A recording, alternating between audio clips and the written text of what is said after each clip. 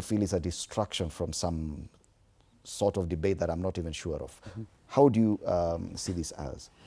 You know, in the African context, even biblically, there is an instruction at zero option to respect your elders, actually to honor your elders. The Bible says children respect or even obey your parents, but older people, we censor that verse, that we don't read something beyond that, that in the Lord. Ephesians 4 verse 4 says that also fathers, be careful not to exacerbate your children. Don't annoy your children. So then the duty for children to respect their elders comes with the responsibility of elders not to annoy their children. We joke somewhere that while I have the duty to respect you as my elder, don't make it difficult for me to respect you. Don't make it difficult for me to give you the honor you have. And one way to do that is to avoid childish conversations. If a dog barks at you, the honorable thing to do is not to bark back at the dog or even hit it. What you do is tell the owner, ndugu yangu, umbwa yako inabwekea mimi, si ufunge hiyo umbwa. But now going to interact with the dog really reduces you. Constitutionally, when somebody, you have gone out of the seat of presidency, you are elevated to a statesman. You become a diplomat. You are called when we are stuck. You don't take political sides. When we can't manage Gen Zs, you call president, unauliza ndugu yangu ulikuwa unafanyaje hii. But now when you take a side, then you reduced yourself to expose yourself even to political exchanges, to your goats being burnt on Thika Road, to things that should not happen to otherwise a statesman. Legally speaking also, as retired presidents, there are benefits that come to you under the Retirement Benefits Act. Could be Section 6 that says you are not supposed to hold an active political party role, even leadership, after 6 months, because then you have taken the retirement out of the conversation. That people are attacking the benefits has its kind of unethical side of it, or even immoral side of it, but legally speaking, the operative word is retirement. So then, when you not necessarily agree with that move to buy him from, the timing makes it. It's about the timing. Cherargei moving to Parliament to make that motion, if it could have come earlier than this, then it could have some sense of thought about it. But the timing makes it wrong. But legally speaking, when a president retires, he is barred from being politically active. Okay. Now, the act of calling or even having an opinion, we are not saying that as a citizen he has gone super constitutional and lost his opinion on political matters. It's only respectful. So that respecting President Uhuru Kenyatta does not sound like work for us. Okay. That we don't feel obliged to respond to him. Okay. But Odede, it would appear that even not just for those who support President Ruto, that retired President Uhuru Kenyatta has become the boogeyman, even for one side of ODM, that whenever they feel aggrieved or asema, it's the retired president who's funding the cracks in ODM. Now you're seeing the retired president being criticized for a lot more. How powerful is this retired president who was defeated at the last election, whose interests at the last election did not win? Now he has become so powerful, he's the one causing cracks in ODM, is the one causing trouble for the president?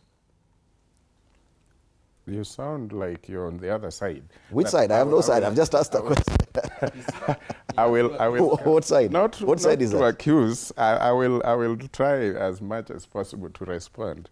One, Uhuru Kenyatta is a retired president, but the Kenyatta's family is a politically active family in this country from day one, from independence. So we will not sit down and assume someday in the near recent, that the Kenyatta family will be out of the Kenyan politics, just like the Odingas, the Mois, and a few other families that are coming. The only family that we haven't seen too much active or even moderately active is Kibaki's family, even though he was also a president in this country. So I think this is because of the other interest that these families have in the politics of this country, and these other interests would definitely be economic. So the economic issues around the Kenyatta's wealth, the Moi's wealth, the Odinga's wealth, makes them politically active at any given point, because these people, some of them do business, and those business requires some political goodwill here and there. So I think this is basically, from my opinion, this is basically what keeps, because every family is building an empire, and in that empire, or economic empire, you will find the technical team from that family who are just running the business corporately. And then you will find the political face who probably open doors here and there when this business needs to be supported or needs political goodwill. And I think Uhuru, as a gentleman, is the political face right now of the Kenyatta's empire. And so he has to try, even when he doesn't want, the other part of the family must push him to try and remain relevant. And the only way to remain relevant is to play some strings that makes the country talk. Right now we can talk about it. And that is what brings now my team in the ODM talk about some of the push. Because you remember, this debate, this whole thing started one day when Honorable Junet Mohammed spoke in the open and said he was called by Sifuna and Ososi in Kisumu and were told that Uhuru is willing to do 1, 2, 3, 4 to support this. So ODM should actually move away from forming any working relationship with UDA, blah, blah. And that is when hell broke loose, because the next minute, now the debate was Uhuru Kenyatta gave money for the agents, blah, blah, blah. And Sifuna even went to Mount Kenya and called everybody else in ODM our Shenzi. And then now, up to now, we are talking about a whole different thing. People should not forget it started from there. Before Junet told the country that he was called by Ososi and Sifuna in Kisumu, and the discussion was around Uhuru Kenyatta and wanting to support the team on a certain path, everything was quiet, everything was normal. So I think we will be lying to ourselves if we think Uhuru will leave the political scene anytime. And then we are talking about Senator Cherargei talking about Uhuru's dues and what the package he's supposed to have as a former president.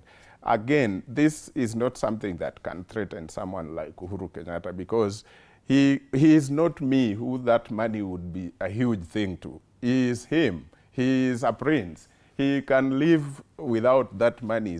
This happened even the days of Raila. We remember when Uhuru was president and he was threatening Raila and Kalonzo not to give them their dues, retirement dues, until they are completely not active in politics.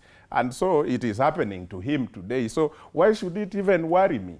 Why should it even be a big thing? So you support that move? I am not supporting that move. I think it should not be used every time we want somebody to vacate political scene. If Uhuru decides to vacate political scene, it should be on his own willingness. But we should not use this, because he used it to threaten Raila, and now it is being used on him to threaten him. So I am not supporting. And it might be used again. And it might be used on Ruto and then any other person ahead. So we should just stop. Cherargei, if you are watching us, just stop. This is now tired. Let's not use this clause to threaten anyone. Final comment, Bonekwa. I didn't know we'll end up the debate by me agreeing with Odede, but it's quite surprising. That's the beauty of TV47 breakfast. That's the beauty. It's quite surprising. I'm trying to struggle with the wording, on what guides the retired president. And when I've been looking around in terms of looking at the Constitution, what it provides for the retired president, looking at the Retirement Benefits Authority, I have not seen anywhere, Fred, that the retired president has been instructed not to make a call. How can we now start complaining and making it all drama just because he made a call? Making a call through his brother's phone. What was he supposed to do? Send burn smoke and beat drums? How was he supposed to communicate if he wanted to communicate? We cannot censor a retired president on what he has to say. We even saw Moi campaign. You know, I know we didn't have the constitution, the 2020 constitution, yeah, but we even saw Moi, you know, campaign for no when we were doing the constitution and things like that. And actually they succeeded at that particular time. So we need to stop this obsession with the, you know, from the opposition side, I mean from the government side, you know, of aiming their guns at Uhuru Kenyatta for whatever aimless reason, including even when GOtv comes out and lie. And he comes and say, oh, you know, these guys have told me this and he's willing to do this and that. You know, anybody can do whatever they want with their money. If tomorrow I decide to go out on streets and line up people and give them my money, what is the problem with that? The Constitution does not tell me what to do with my money. Why is it a problem? I mean, when they were getting that money and when they were getting those benefits and when he financed them and others they ate, was not that a problem? I mean, ndio maana tunauliza, pesa ya Uhuru inakuwa mbaya siku gani? You know, when you are eating it, it's okay. When somebody else has been purported to eat it, it's a problem. But I need to conclude this by saying, first and foremost, Senator Cherargei is known for presenting these dubious debates. You know, he just brings in bills that he thinks are going to make him popular. For example, the one he was saying about extending the senator's terms and the presidential term, and he want to bring it as a debate in parliament to amend a constitution. A constitution is not amended through those kind of things. It's amended through a referendum. I mean, he knows that, but he still want to make himself, you know, for example, I was reading, you know, around that area to know how does it go and things like that. Before that particular motion he was trying to move, it needed to have been informed the speaker so that it can be put in their, you know, into their paper, whatever, so that it can be read. This thing came to media even before the speaker knew or had received that particular motion, which means the intention was to communicate, not to debate about it. Okay. So I need to tell the opposition, whether you like it or not. The opposition being? The government, sorry. I mean, it's the opposition of the next government. Sorry. Yes. I was fast, you know, I thought faster. So I need to tell them, whether you like it or not, okay, the problem that Uhuru Kenyatta had with his community is gone. That is the worry.